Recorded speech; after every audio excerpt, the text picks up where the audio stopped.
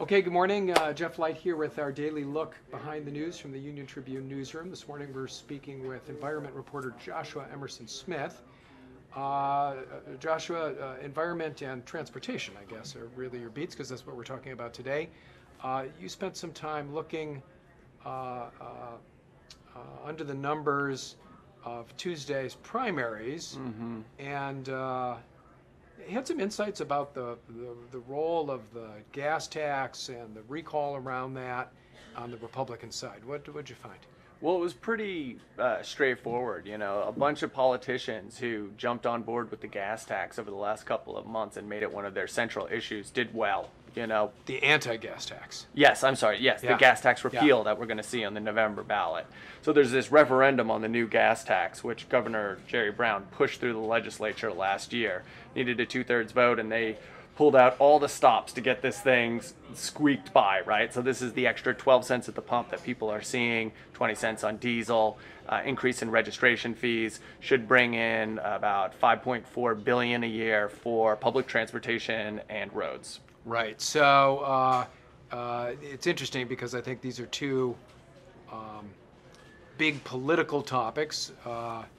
Infrastructure and roads, a big issue for people, and taxes on the other side. So, you know, in my mind, I just think back to the Gray Davis era, and how the motor vehicle license fee suddenly spread this contagion that brought the guy down, changed California politics in a big way, brought Arnold Schwarzenegger in as governor. All these things happened because I think, in part because of this motor vehicle fee. That's a lot of the political analysts say that, right? And so, like, for Brown to do this, and, you know, before this midterm election, perhaps a political misstep. I don't know. We'll have to see, right? Not that clear, right? Yeah, not clear yet. It definitely helped John Cox in his bid to face off against Newsom in the November election. He really started just going out with our former city council member, now conservative talk radio host Carl DeMaio, who spearheaded the repeal of the gas tax. And Cox has put a lot of money into that effort, right? And they're just, and then they went out and made public appearances. You know, I mean, they were going to the Secretary of State, like the Register of Voters, turning in the signatures together, right? And Diane Harkey, who surprisingly came out on top in the 49th Congressional District. Pretty handily. Abandoned district. You know, people were watching this thing, super competitive. Just basically mopped the floor with Assemblyman Rocky Chavez, right? The kind of like moderate Schwarzenegger type Republican. Mopped the floor with him, came out first. She also was out there with Cox and DeMaio pushing this thing. Oh yeah, they're doing photo ops saying, yeah, this gas tax is the worst thing since who knows what. And you, so you've been at some of those rallies. We were just talking about the level of voter enthusiasm. Oh yeah. Yeah, no, people are super fired up about this. I mean, they feel very passionate. Not only that, you know, they're being taxed, right? No one likes a tax. But there's this feeling that somehow the legislature is going to misappropriate these funds, that they're not going to use them for what they say they're going to use them. Or the more subtle argument that's now emerging is that why are these funds being used to pay for public transportation? Why are they being used to pay for like rail and bus systems? Why not just roads? So people also feel some consternation about that, especially conservative voters. Yeah, and so a little bit we saw that.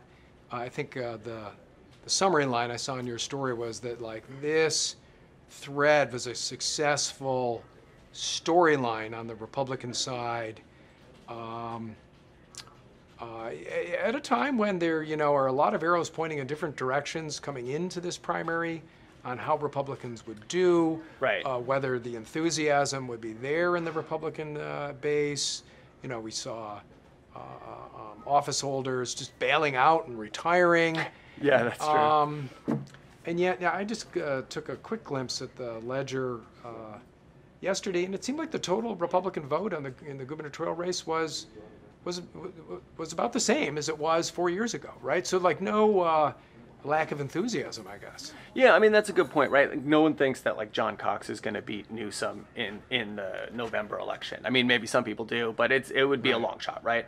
But where this might have make a difference is in some of the more contested races, right? And we have a handful of them. I'm not going to try to spout them off at the top of my head, but the 49th is definitely the one that people are watching perhaps the closest. There are a number of other ones, congressional districts, where it really could go either way.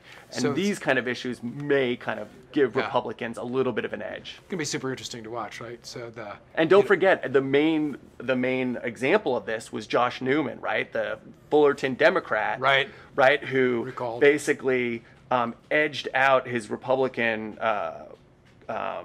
rival in 2016 in his district up there, right? It was very close. Right. And then they recalled him because he voted for the gas tax, right? And that just happened on Tuesday. Yeah, he became somehow the boogeyman for the whole gas tax, which there's some debate about whether that was fair. But because it's a swing district. Yeah, it's going to be really interesting to watch. I think these bigger economic factors, employment super high, even some wage growth. And then on the other side, what's happening with gas prices, right? Yeah. So as the economy heats up, the global economy, we're seeing higher gas prices. Yep. That could play into that side's hands. That could play. They're certainly going to be trying to make that happen. Definitely, that could play bad for Democrats, big time, right? Like people are seeing these high gas prices, then they start saying, "Wait, why are my roads so bad, but the price of gas in California is so high?" Yeah. Right? It must be that they're not using the money that they said they were going to use on roads for roads, right? And then that plays into this whole, they're misappropriating the funds, they're using it for their pet projects.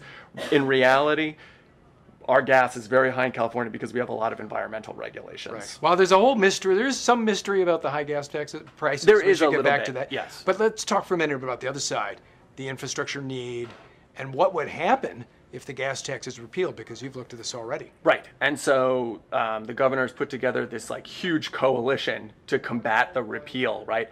Everyone from the California League of Cities to labor, lots of labor groups, to the California Chamber of Commerce is for this, and they're on board on this. And their big message is, hey, look, we're raising a ton of money, badly needed funds, for everything from to fill potholes to public transportation to everything else. And it, like I said, it's $5 billion a year. And a lot of that work is already underway, correct? Oh, yeah. There's thousands of projects already underway, and they have started pointing to that stuff, saying, hey, look, we're doing this, we're doing that. Here in San Diego, we get something, it's estimated we'll get something like $400 million a year from the gas tax to the region, which is like, I mean, that's pretty big. That's like what we get from our Transnet, basically. Yeah, and then just quickly, the practicalities of unwinding these programs and these projects which have already begun if there is a repeal.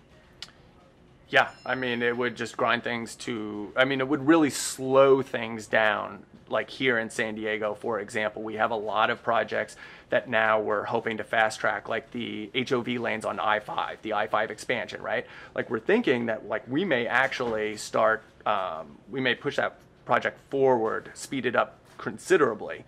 If this repeal happens in November, then that thing could be delayed by like another 3 years. Okay, super interesting, lots to watch. Totally. Feel free to jump in, send your questions to Joshua. We'll see you back here tomorrow.